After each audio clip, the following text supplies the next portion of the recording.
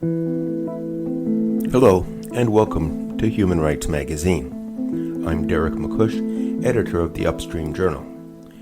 This episode, prepared by Jessica Charek, examines the possibilities that lithium extraction holds for people in poverty in Bolivia.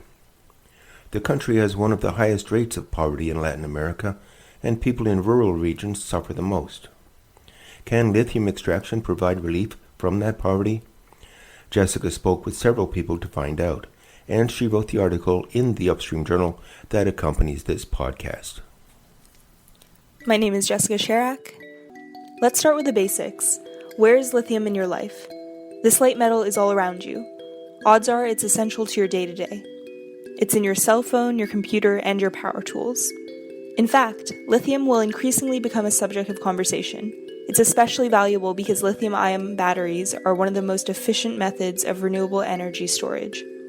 Governments are tightening emission standards, requiring consumers to buy into the electric vehicle market more and more. But to get to that stage, any lithium resource needs to be processed into a purer form of lithium carbonate. Bolivia is home to the largest salt flat in the world, called the Salar de Uyuni. Under this salt flat lies a massive brine deposit, with even conservative geological estimates maintaining the Uyuni sits on 9 million tons of lithium. Before now, Bolivia has never tried to extract this resource. But first, some historical context.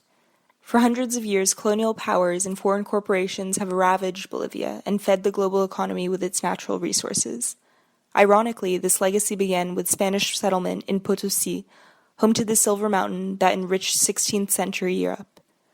Multinationals have since exported zinc, tin, and natural gas, leaving Bolivia with little infrastructure and as one of the poorer states in Latin America. Flashback to 2007. In this year, Fructas, the Regional Federation of Peasant Workers of the South Altiplano, approached Evo Morales, Bolivia's first indigenous president. Fructas proposed that President Morales and his movement towards socialism party finance lithium development in the Salar de Uyuni, Potosí. Fructas wanted the entire lithium development project to be state-run so Potosí could benefit directly from lithium extraction. The Bolivian state contracted out steps of lithium development requiring high levels of technical expertise. For example, they contacted Corres, a Korean resource company, to help implement more efficient processing techniques. I spoke to Dr. Tam Tran, who is a professor at Cheonam National University in Gwangju, South Korea. Tran worked on this project in 2012 with Korea Resources and his university when the team brought a brine sample from the Salar de Uyuni to Cheonam National University in South Korea. To get lithium, you have to take the brine in, whether it's salar brine or brine from the sea, and you have to evaporate. Sometimes you have to evaporate, 40, 50 times at least, to concentrate the lithium. But if you have a lot of calcium, a lot of magnesium, then these elements, these metals will then precipitate first, come out as a solid. And if you have salt, sodium chloride salt, that table salt we use in food, that salt comes out as well. So, and these will drag the lithium down with them. And basically, that means the recovery of lithium, we dropped to about 45, 50%, I think, because of what we call cold precipitation onto, magnesium, calcium, and sodium chloride salt. Mainly on the technical merit, we should remove calcium and then magnesium as a byproduct. And with that, we can recover the lithium more efficiently, and that's the basis for the research.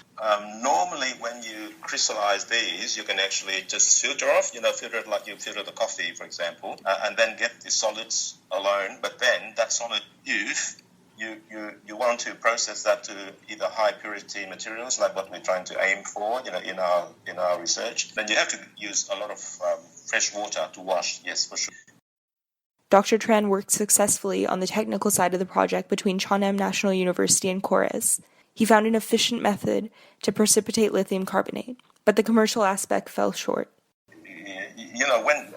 By the time you convert what we have found in the lab to the commercial practice, it's a different story. I know Korea was interested at the beginning to develop those resources, but then they pull out at the end. I haven't been involved in that directly, but I heard negotiation between Corres and the government of Bolivia. Mm-hmm. Knowing that the Bolivian government officials have been invited to come to Korea, a few times. Actually at CNU, we did provide a few training sessions for engineers from Bolivia at the stage when the project was very active, to train them in different processing techniques and so on. After that, the story I heard was it's not easy to go through the regulations and the political system. So that's when the projects stopped and not expanded. Yeah. People speculate negotiations between the Bolivian government and Corres fell apart for several reasons. One was due to the concern over water resources in the Salar de Uyuni. Another concern was Bolivia's poor infrastructure couldn't support the scale of a project. And of course, there was tension between the Bolivian government waiting to contract out development help and international enterprises wanting to create partnerships and gain equity in the Bolivian lithium. Anyways, the Bolivian government refers to such failed collaborations as part of their Strategic Research Council. When this project was first suggested by Fructas, the peasant organization in Potosí, the hope was lithium development would empower Bolivia, that the state could develop lithium reserves independent of international investment, and the project would be 100% state-owned, with Bolivia commissioning technical know-how from abroad. I asked about how these ideals have shifted with Pablo Podeva and Adriana from SIDLA, a labor and agrarian development nonprofit in La Paz, Bolivia. Pablo is a researcher in extractive industries, and Adriana is a colleague of his who translated and answered many of my questions. I asked how lithium development deviates from Bolivia's history of the natural resource curse. Lithium, it's just like the same old story, that this time the government was planning to, since, brine lithium technology is considered to be not so complicated as, like, for instance, hard rock mining or something like that. So the government had all these drastic plans to exploit lithium by itself, right? From pumping brine, to these ponds, and then obtaining lithium carbonate, and afterwards, this is the raw material, and using this to continue with the second phase, like pilot plants, afterwards industrial plants, and afterwards the third phase of the plan is to manufacture batteries. One thing we have to point out is that the first two phases were, phase one, like pilot plants, and second phase, industrial plants. They were, the government promotes that as like 100% state-run projects, But the third phase, they contemplate an alliance with companies, of course, because manufacturing cathodes and batteries is a whole different level. So, world demand for lithium carbonate offers enormous potential for Bolivia. The country pledged to fully finance the first two stages of development and leverage this resource in a way that benefits Bolivians, the legal owners of the Salar de Uyuni brine. Eventually, Bolivia hoped to be able to export value-added goods like cathodes and batteries. This would give them more control in the global market, as well as usher in infrastructural and economic development necessary to produce such technological goods. Bolivia's neighbors Chile and Argentina also have large salt flats with lithium brine deposits. In fact, this area, high in the South American Andes, has been dubbed the Lithium Triangle. Chile and Argentina have been exporting lithium carbonate for years and rely on international investors for help. Together, they produce more than 50% of the world's lithium carbonate. Before we go further, it's important to note the lithium development venture was supposed to be part of Morales' Integral Development Plan. This plan was part of a larger decolonial framework called Vivir Bien that gives Bolivians sovereignty over their natural resources. By extension, this should prioritize Bolivian voices over those of the international investment community. Indigenous peasant communities living near the Salar de Uyuni, high in the Altiplano, were to have a say in planning and project development. Quinoa farmers, salt flat workers, and the tourism industry would have their needs listened to.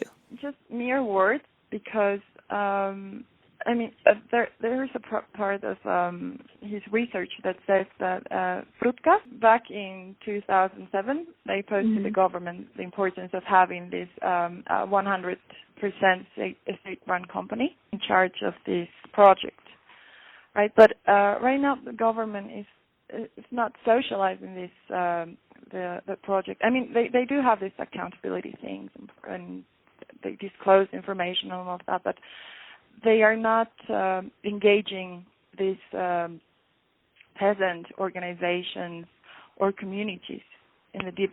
They just do it and they publish their results or whatever they have. They are isolated somehow. Even the university could have contributed to this, and that's what Pablo says. It's one of, a very important thing. They're doing this by themselves. They're not integrating other parties who could have some valuable things to say, whether technologically or, I don't know, in terms of what could be beneficial to the community. The 2009 Constitution enshrines the sovereignty of all natural resources, saying they belong to the Bolivian people. But for the past decade, lithium development in the Salar de Uyuni has been a top-down project. Local economies will be quashed in favor of precipitating lithium carbonate. For example, industrializing lithium production would create direct competition for freshwater resources between quinoa farmers and evaporative pools. Whereas more conversations between lithium developers and local communities could create a network of resource sharing, what the zone is facing now is a zero-sum choice. I spoke with the mayor of the nearby city of Uyuni, Patricio Mendoza. He said his contact with the central government has changed drastically during the course of this project. While they used to have frequent communication with the central government, over the years his city has lost this privilege. Now, Senor Mendoza says, they typically hear news from state television or other media outlets. The thing is that the project is delayed. Like all of the goals they projected for this time, they haven't managed to meet these goals. For instance, they have to produce like more than 400 tons of lithium carbonate for the first phase, and right now they have only produced 24. You have battery quality, industrial quality, and they have only managed to produce industrial quality, no battery. So that's the problem. Mostly like wishful thinking, that many things that have not been met and have been disguised in the media. They conceal these shortcomings of theirs. The royalties they are to receive is 3% of the gross sales value. And then there's this plan, like, since we are owners of these resources, that we should receive, specifically Potosí should receive 40%. There's a bill that contemplates this, but it has not been passed yet. And it seems unlikely that this will prosper because there's friction between, the Bolivian government and the central governments, and Potosí specifically, that is the department where the unisulfates are. There is this the civic committee of Potosí, some people, and they were protesting, not exactly protesting, but they're not happy with what the government has done, because Potosí is like is a very rich department, rich in natural resources, that they don't receive much. It's actually very impoverished, although it has a really significant contribution to the national GDP, so they have a strong presence. There's tension between the central government and the Department of Potosí over anticipated royalties. Concipo, the civic committee of Potosí, is the main local opposition. I asked if there were any political alternatives to Evo Morales' mass government on a national scale. Well, unfortunately, opposition here, the parties opposing Mas and Morales, they are not very strong right now. And they don't have much credibility because they are like the old politicians that Morales' administration is fighting. Of course, they criticize the project, but it's more political. In October 2017, a court ruled Evo Morales eligible to run for a fourth term as president, though the Bolivian constitution restricts presidents to 2 terms. Morales decided to sue for a fourth term, despite a 2016 referendum where Bolivian citizens upheld the constitutional restriction of 2 terms. Morales is currently in his 3rd term. He already bypassed this limit by arguing his first term predated his own 2009 constitution. In December 2017, YLB, the state branch in charge of lithium development, asked foreign investors to help industrialize the resource. These investors would get a 49% ownership stake in the expansion they facilitate. The initial plan was for lithium development to be 100% state-owned until the 3rd stage of manufacturing batteries and cathodes. Now foreign investment is needed to help complete the 1st stage. Raul Prada Alcoreza is a Bolivian academic who helped develop the indigenous-centered ideology of Vivir Bien. He is against Evo Morales and the mass government's lithium development agenda because they fail to integrate local and indigenous opinion. The following are excerpts from his paper, Extractive Colonialism and Dependence on Lithium. After Bolivia's long history of resource extractivism, with lithium, we are witnessing the imposition of a government who doesn't consult anyone. Not the Bolivian people, the nominal owners of these natural resources, nor indigenous people, who, as mandated by the Bolivian Constitution, should have a say in this extraction, nor anyone else affected by the destructive extractivism of these ecosystems. It's again another stage of looting in what seems will be the long, desolate cycle of lithium.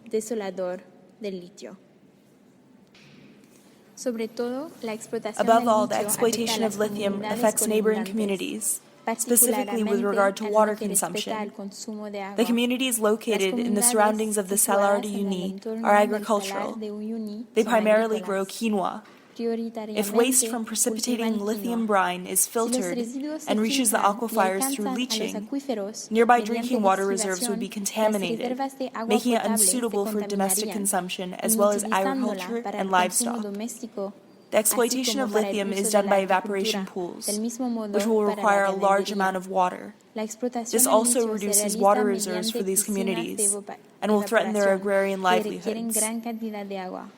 Lo que también disminuye las reservas del agua para el consumo doméstico, la agricultura y la ganadería. The developmental discourse on lithium reflects a colonial mentality. For example, lithium is spoken of figuratively as white oil, which calls to mind the geopolitical history of oil, or as it was referred to, black gold. Lithium is spoken of as white gold in juxtaposition to this black gold. This essentially preserves the role of mineral-rich economies as assigned to the peripheries of the world extractivist system. In the dreams of some, Bolivia will be the Dubai of 2050, but this future projection is nothing more than that of a rentier economy, of an economy who benefits from the high oil prices when the world needs to obtain large reserves of fossil energy. The same scenario is what some envision for Bolivia's lithium. Se espera que lo mismo ocurra con Bolivia en lo que respecta al litio.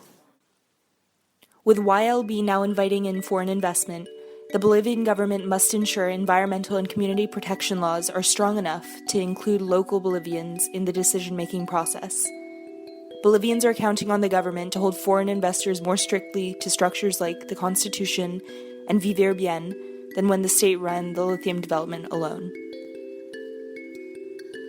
This project was realized with the help of so many people. I'd like to take a minute to thank them and to say that any mistakes are my own. Firstly, a big thank you to Dr. Tam Tran, professor at Chungham National University, who we heard at the top of this episode. A huge thanks to Pablo Poreva and Adriana from SIDLA, who spoke to me about their work on Bolivia's extractive industries and put me in contact with municipal politicians in the department of Potosí. Thanks to Raul Prada Alcoreza, the Bolivian academic who calls out the mass government on their ornamental policies and the actions they failed to take with lithium development. A massive thanks to Luz Angiron, who read Alcoreza's work and translated interviews with the politicians from Potosí, Bolivia.